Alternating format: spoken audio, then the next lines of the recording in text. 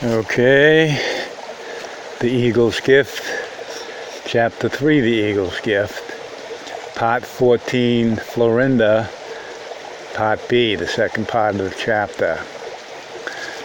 Okay, I gotta get a little comfortable here. The third time I went to see Florinda, Don Juan did not leave me at the door but walked in with me. All the members of his party were congregated in the house, and they greeted me as if I were returning home from a long trip. It was an exquisite event. It integrated Florinda with the rest of them in my feelings, since that was the first time she had joined them while I was present. The next time I went to Florinda's house, Don Juan unexpectedly shoved me as he had done before. My shock was immense. Florinda was waiting for me in the hall. I had entered instantly into the state where the wall of fog is visible. I've told you how the principles of the art of stalking were shown to me, she said, as soon as we sat down on the couch in her living room. Now you must do the same for me. How do you think that Nawal Juan Mateus showed them to you? I told her that I could not remember offhand. I had to think about it, and I could not think. My body was frightened. Don't complicate things, she said in a tone of command. Aim at being simple. Apply all the concentration you have to decide whether or not to enter into battle. For any battle is a battle for one's life. This is the third principle of the art of stalking. A warrior must be willing and ready to make his last stand here and now, but not in a helter-skelter way. I simply could not organize my thoughts. I stretched my legs and lay down on the couch. It took deep breaths to relax my midsections, which seemed to be tied in knots. Good, Florinda said. I see that you're applying the fourth principle of the art of stalking. Relax, abandon yourself, fear nothing. Only then will the powers that guide us open the road and aid us. Only then. I struggled to remember how Don Juan had shown me the principles of the art of stalking. For some inexplicable reason, my mind refused to focus on my past experiences. Don Juan was so vague a memory. I stood up and began to look around. The room we were in was exquisitely arranged. The floor was made of large buff-colored tiles. Excellent craftsmanship had been involved in laying it. I was about to examine the furniture. I turned toward a beautiful dark brown table. Florinda jumped up to my side and shook me vigorously. You've correctly applied the fifth principle of the art of stalking, she said. Don't let yourself wander away. What is the fifth principle? I asked. When faced with odds that cannot be dealt with, warriors retreat for a moment, she said. They let their minds meander. They occupy their time with something else. Anything would do. You've done just that. But now that you've accomplished it, you must apply the sixth principle. Warriors compress time. Even an instant counts. In a battle for your life, a second is an eternity that may decide the outcome. Warriors aim at succeeding. Therefore, they compress time. Warriors don't waste an instant.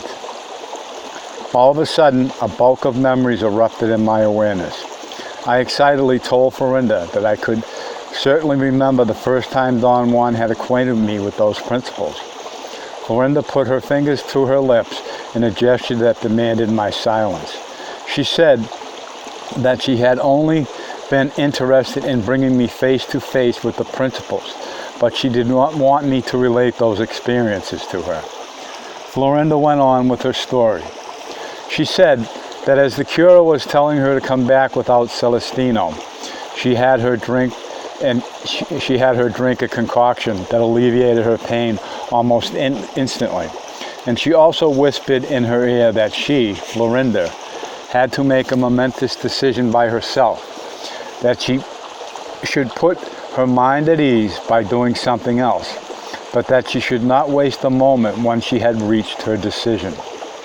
At home, she stated her desire to go back. Celestino did not see any point in objecting because her conviction was unshakable.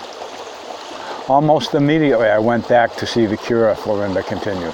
This time we went on horseback. I took my most trusted servants with me, the girl who had given me the poison and a man to handle the horses. We had a rough time going over those mountains. The horses were very nervous because of the stench of my leg, but we somehow made it. Without knowing, I had used the third principle, the art of stalking. I had put my life, or what was left of it, on the line. I was willing and ready to die. It wasn't such a great decision for me. I was dying anyway. It is a fact that when one is half dead, as in my case, not with great pain but with great discomfort, the tendency is to get so lazy and weak that no effort is possible. I stayed at the cura's house for 6 days. By the second day I felt better already. The swelling went down. The oozing from the leg had stopped. There was no more pain. I was just a little weak and wobbly in the knees when I tried to walk. During the 6th day, the cura took me to her room. She was very careful with me, showing me every consideration. She made me sit on her bed and gave me coffee. She sat on the floor at my feet facing me. I can remember her exact words. "You are very, very sick, and only I can cure you," she said. "If I don't, you will die a death that is not to be believed, since you are an imbecile. You'll last to the bitter end. On the other hand, I could cure you in 1 day, but I won't. You will have to keep coming here until you have understood what I have to show you. Only then will I cure you completely. Otherwise, being the imbecile you are, you will never come back." Florinda said that the cura, with great patience, explained to her the very delicate points of her decision to help her. She did not understand a word of it. The explanation made her believe more than ever that the cura was a bit touched in the head. When the cura realized she was not getting through to Florinda, she became more stern and made her repeat over and over, as if Florinda were a child, that without the cura's help, her life was finished, that the cura could choose to cancel the cure and leave her hopeless to die. Finally, the woman lost her patience when Florinda begged her to finish healing her and send her home to her family. She picked up a bottle containing the medicine and smashed it on the ground and told Florinda that she was through with her. Florinda said that she cried then, the only real tears of her life. She told the cura that all she wanted was to be cured and that she was more than willing to pay for it. The woman said it was too late for monetary payment, that what she wanted from Florinda was her attention, not her money. Florinda admitted to me that she had learned during the course of her life how to get anything she wanted. She knew how to be obstinate and she raised the point that there must have been thousands of patients that had come to the cura half dead just like her, and the cura took their money. Why was her case different? The cura's reply, which was no explanation at all to Florinda, was that being a seer, she had seen Florinda's luminous body, and she and the cura were exactly alike. Florinda thought that the woman had to be mad not to realize that there was a world of difference between them. The cura was a rude Indian, uneducated and primitive, while Florinda was rich and beautiful and white, a little white privilege. Florinda asked the woman what she was planning to do to her. The cura told her that she had been commissioned to heal her and then teach her something of great importance. Florinda wanted to know who had commissioned her. The woman replied that it was the eagle, a reply which convinced Florinda that the woman was absolutely crazy. And yet Florinda saw no alternative to complying with the woman's demands. She told her that she was willing to do anything. The woman changed her belligerent attitude instantly. She gave Florinda some medicine to take home and told her to come back as soon as she could. "As you yourself know," Florinda went on, "a teacher must trick the disciple. She tricked me with my cure. She was right. I was such an idiot that if she had cured me right away, I would have gone back to my stupid life as if nothing had ever happened to me. Don't we all do that?" Florinda returned the following week.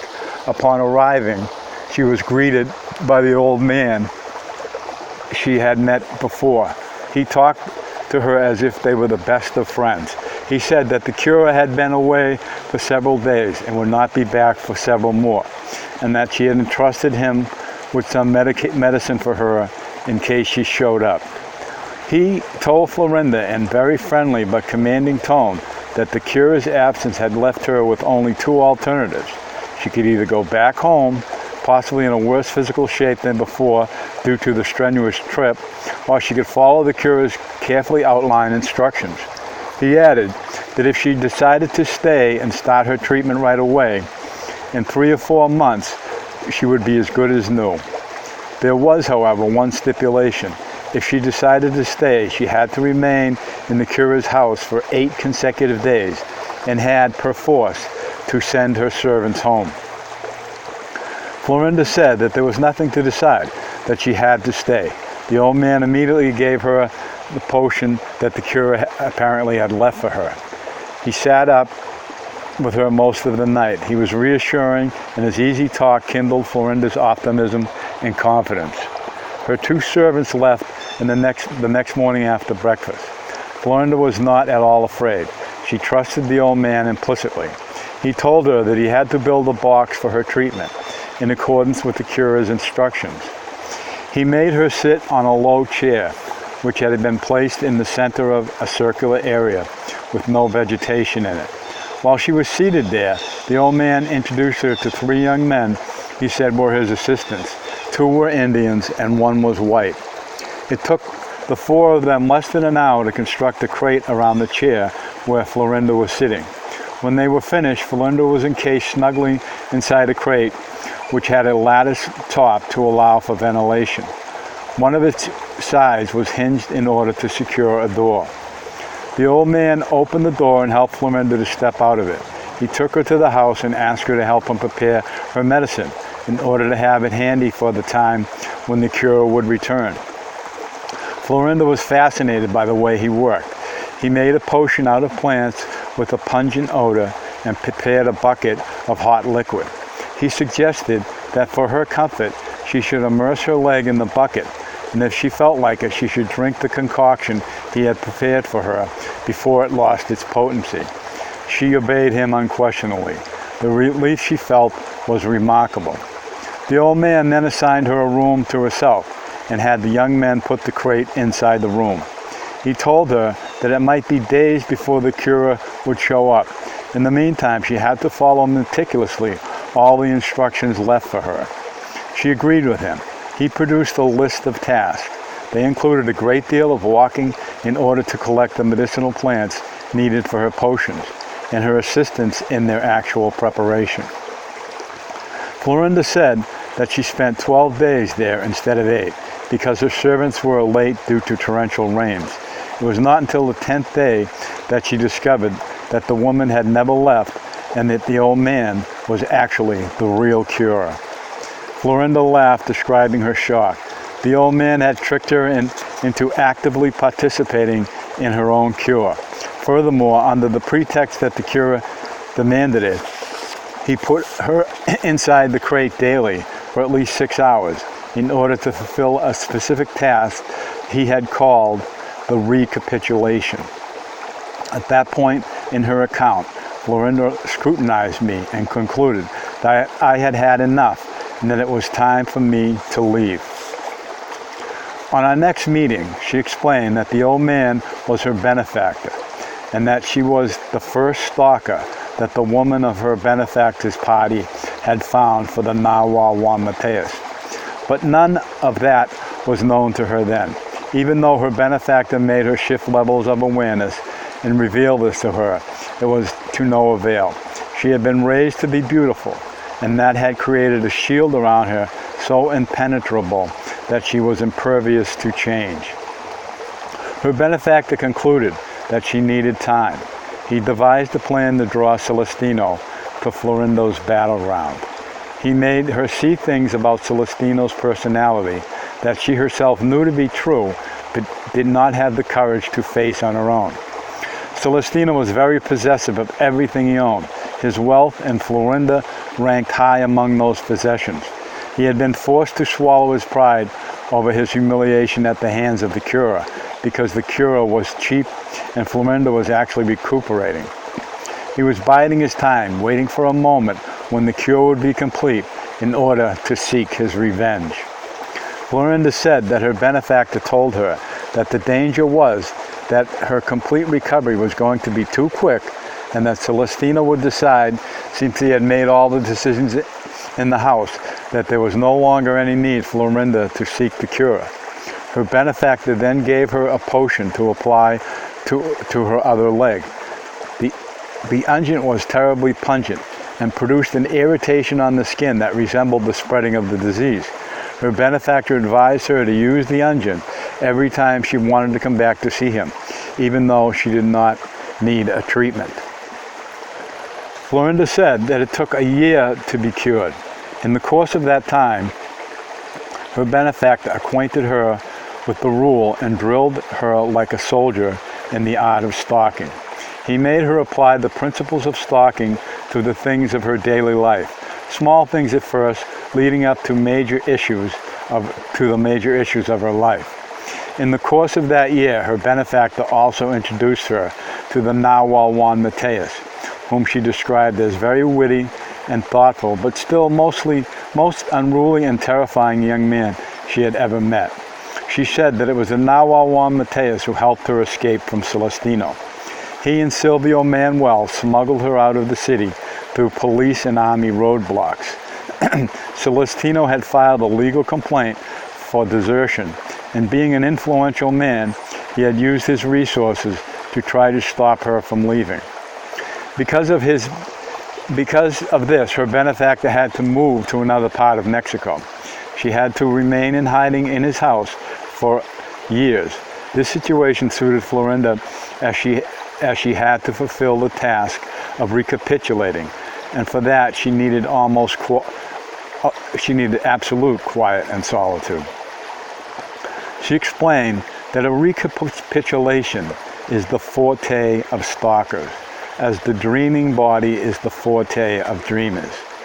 It consisted of recollecting one's life down to the most insignificant detail. Thus, her benefactor had given her that crate as a tool and a symbol. It was a tool that would permit her to learn concentration, for she would have to sit in there for years, until all of her life had passed in front of her eyes. It was a symbol of the narrow boundaries of our person. Her benefactor told her that whenever she had finished her recapitulation, she would break the crate to symbolize that she no longer abided by the limitations of her person. She said that stalkers use crates or earth coffins in order to seal themselves in while they are reliving, more than merely recollecting, every moment of their lives. The reason why stalkers must recapitulate their lives in such a thorough manner is that the eagle's gift to man includes a willingness to accept a surrogate instead of genuine awareness. If such a surrogate be a perfect replica. Florinda explained that since awareness is the eagle's food, the eagle can be satisfied with the perfect recapitulation in the place of consciousness. Florinda gave me then the fundamentals of recapitulating. She said that the first stage is a brief recounting of all the incidents in our lives that in an obvious manner stand out for our examination. The second stage is a more detailed recollection, which starts systematically at a point that could be the moment prior to the stalker sitting in the crate and theoretically could extend to the moment of birth. She assured me that a perfect recapitulation could change a warrior as much, if not more than, the total control of the dreaming body. In this respect, dreaming and stalking led to the same end, the entering into the third attention. It was important for a warrior, however, to know and practice both. She said that for women it took different configurations in the luminous body to master one or the other. Men, on the other hand, could do both with a degree of ease, yet they could never get to the level of proficiency that women attained in each art. Florinda explained that the key element in recapitulating was breathing. Breath for her was magical because it was a life-giving function. She said that recollecting was easy if one could reduce the area of stimulation around the body. This was the reason for the crate. Then breathing would foster deeper and deeper memories. Theoretically, stalkers have to remember every feeling that they have had in their lives, and this process begins with the breath. She warned me that the things she was teaching me were only preliminaries, and that at a later time, in a different setting, she would teach me the intricacies. Florinda said that her benefactor directed her to write down a list of events to be relived. He told her that the procedure starts with an initial breath. Stalkers begin with their chin on the right shoulder and slowly inhale as they move their head over a 180 degree arc. The breath terminates on the left shoulder. Once the inhalation ends, the head goes back to a relaxed position. They exhale, looking straight ahead. The stalker then takes the event at the top of the list, remains with it until all the feelings expended in it have been recounted. As stalkers remember the feelings they invested in whatever it is they are remembering, they inhale slowly, moving their heads from the right shoulder to the left. The function of this breathing is to restore energy. Florinda claimed that the luminous body is constantly creating cobweb-like filaments, which are projected out of the luminous mass, propelled by emotions of any sort. Therefore, every situation of interaction or every situation where feelings are involved is potentially draining to the luminous body. By breathing from right to left while remembering a feeling, stalkers, through the magic of breathing, pick up the filaments they left behind. The next immediate breath is from left to right, and it is an exhalation. With it, stalkers eject filaments left in them by other luminous bodies involved in the event being recollected. She stated that these were the mandatory preliminaries of stalking, which all the members of her party went through as an introduction to the more demanding exercises of the art. Unless stalkers have gone through the preliminaries in order to retrieve the filaments they have left in the world, and particularly in order to reject those that others have left in them, there is no possibility of handling controlled folly, because those foreign filaments are the basis of one's limitless capacity for self-importance. In order to practice controlled folly, since it is not a way to fool or chastise people or feel superior to them, one has to be capable of laughing at oneself. Florinda said that one of the results of a detailed recapitulation is a genuine laughter upon coming face to face with the boring repetition of one's self-esteem, which is at the core of all human interaction. Florinda emphasized that the rule defined stalking and dreaming as arts. Therefore, they are something that one performs, She said that the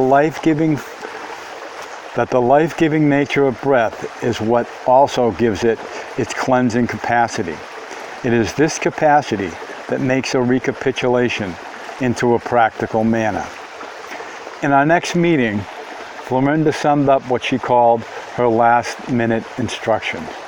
She asserted that since the joint assessment of the Narwhal Juan Mateus and his party of warriors had been that I did not need to deal with the world of everyday life, they had taught me dreaming instead of stalking. She explained that this assessment had been radically modified and that they had found themselves in an awkward position. They did not have any more time to teach me stalking. She had to stay behind on the periphery of the third attention in order to fulfill her assignment at a later time when I would be ready. On the other hand, if I were to leave the world with them, she was exonerated from that responsibility.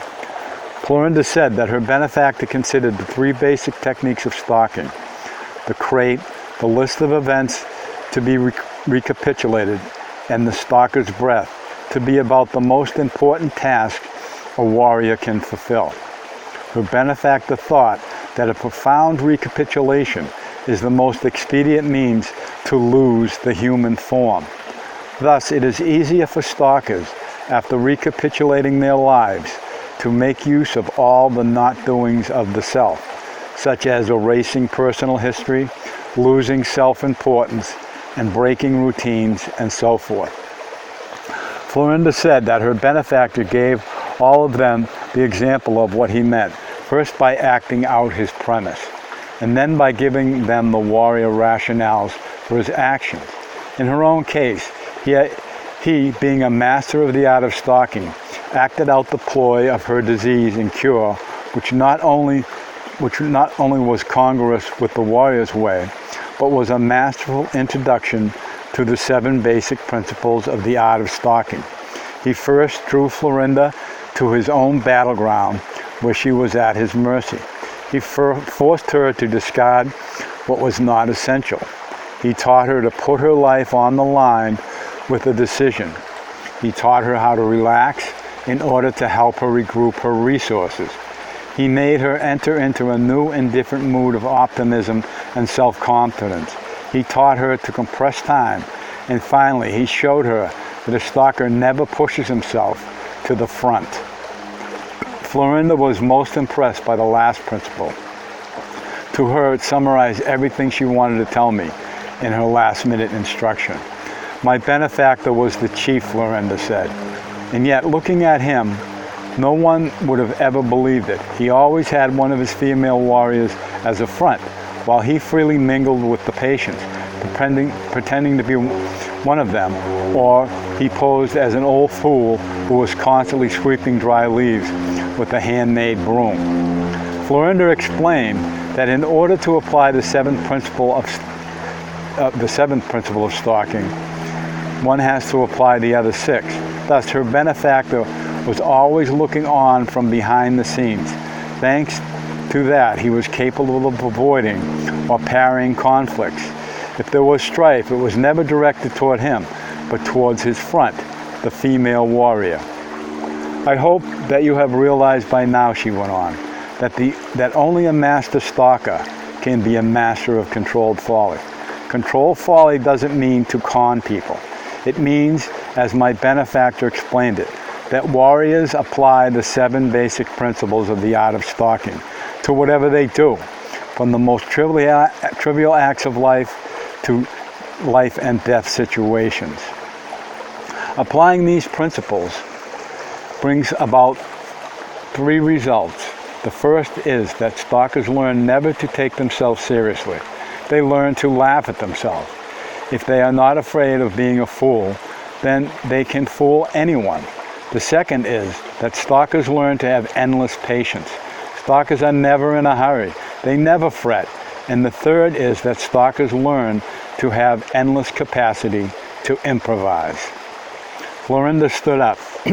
We had been sitting as usual in her living room. I immediately assumed that our conversation was over. She said that there was one more topic to present to me before we said goodbye. She took me to another patio outside her house. I had never been in that part of her house before. She called someone softly, and a woman stepped out from a room. I did not recognize her at first. The woman called my name, then I realized that it was Donna Soledad. Her change was stupendous. She was younger and more powerful. Florinda said that Soledad had been inside a recapitulating crate for 5 years, that the eagle had accepted her recapitulation in place of her awareness and had let her go free. Donna Soledad assented with a movement of her head. Florinda abruptly ended the meeting and told me that it was time for me to leave because I had no more energy. I went to Florinda's house many more times afterward. I saw her every time, but only for a few moments. She told me that she decided not to instruct me anymore because it was to my advantage that I deal only with Donna Soledad. Donna Soledad and I met several times, but whatever took place during our meetings is something quite incomprehensible to me. Every time we were together, she would make me sit at the door of her room facing the east. She would sit to my right, touching me. Then we would make the wall of fog stop rotating, and both of us would be left facing the south into her room. I had already learned with LaGuardia to stop the rotation of the wall. It seemed that Donna Soledad was helping me to realize another aspect of that perceptual capacity. I had correctly detected with LaGuardia that only a portion of us stopped the wall. It was as if suddenly I had become divided in two. A portion of my total self was looking straight ahead and saw an immobile wall to my right, while another larger portion of my total self had turned 90 degrees to the right and was staring at the wall. Every time Donna Soledad and I stopped the wall, we remained staring at it. We never entered into the area between the parallel lines, as the narwhal woman, LaGuardia, and I had done scores of times. Donna Soledad would make me gaze every time into the fog, as if the fog were a reflective glass. I would experience then the most extravagant disassociation. It was as if I were racing at breakneck speed. I could see bits of a landscape forming in the fog, and suddenly I was in another physical reality. It was a mountainous area, rugged and inhospitable. Donna Soledad was always there in the company of a lovely woman who laughed uproariously at me. My incapacity to remember what we did beyond that point was even more acute than my incapacity to remember what the narwhal woman and LaGuardia and I did in the area between the parallel lines. It seemed that Donna Soledad and I entered into another area of awareness that was unknown to me. I was already in what I thought was my keenest state of consciousness, and yet there was something even keener. The aspect of the second attention that Donna Soledad was obviously showing me was more complex and more inaccessible than anything I had witnessed so far. All I could recollect was a sense of having moved a great deal, a physical sensation comparable to having walked for miles or having hiked a rugged mountain trail. I also had a clear bodily certainty, although I could not fathom why, that Donna Soledad, the woman, and I exchanged words, thoughts, feelings, but I could not pinpoint them. After every meeting with Donna Soledad, Florinda would immediately make me leave. Donna Soledad gave me minimal verbal feedback. It appeared to me that being in a state of such heightened awareness affected her so profoundly that she could hardly talk. There was something that we were seeing in that rugged landscape besides the lovely woman, or something that we were doing together that left us breathless. She could not remember anything, although she tried. I asked Florinda to clarify the nature of my journeys with Donna Soledad. She said that a part of her last-minute instruction was to make me enter into the second attention, as stalkers do. That Donna Soledad was more capable than she herself was to usher me into the stalker's dimension. On the meeting that was to be our last, Florinda, as she had done at the beginning of our instruction, was waiting for me in the hall. She took my arm and led me to the living room. We sat down. She warned me not to try as yet to make sense of my journeys with Donna Soledad. She explained that stalkers are inherently different than dreamers in the way that they use the world around them, and that what Donna Soledad was doing was trying to help me to turn my head. When Don Juan had described the concept of turning a warrior's head to face a new direction, I had understood it as a metaphor that depicted a change, in attitude. Florinda said that description was true, but it was no metaphor. It was true that stalkers turn their heads. However, they do not turn them to face a new direction, but to face time in a different way. Stalkers face the oncoming time. Normally we face time as it recedes from us. Only stalkers can change that and face time as it advances on them. Florinda explained that turning the head did not mean that one sees into the future, but that one sees time as something concrete yet incomprehensible. It was superfluous, therefore, for me to try to think out whatever Donna Soledad and I were doing. All of it would make sense when I could perceive the totality of myself and would then have the energy necessary to unravel that mystery. Florinda told me, in the spirit of someone giving a bonus, that Donna Soledad was a supreme stalker. She called her the greatest of them all. She said that Donna Soledad could cross the parallel lines at any time. Furthermore, none of the warriors of Don Juan Mateus's party had been able to do what she had done. Donna Soledad, through her impeccable stalking technique, had found her parallel being.